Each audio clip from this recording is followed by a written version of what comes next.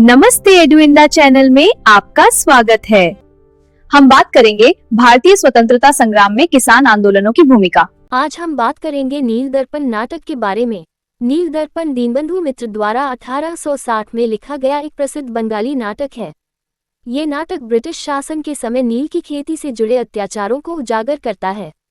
अंग्रेज नीलर किसान को जबरदस्ती नील उगाने के लिए मजबूर करते थे और उन्हें बहुत कम दाम देते थे। लागत अधिक होने के कारण किसान कर्ज में डूब जाते थे।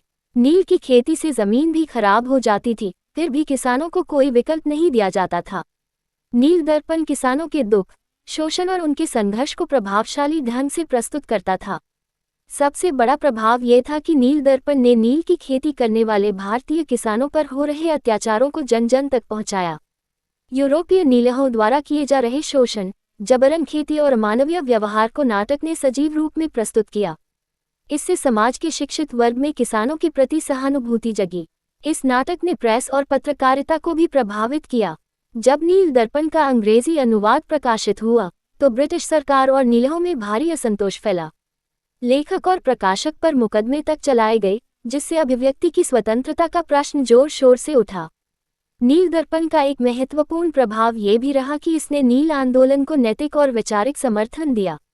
किसानों को यह एहसास हुआ कि उनकी पीड़ा केवल व्यक्तिगत नहीं बल्कि सामूहिक समस्या है।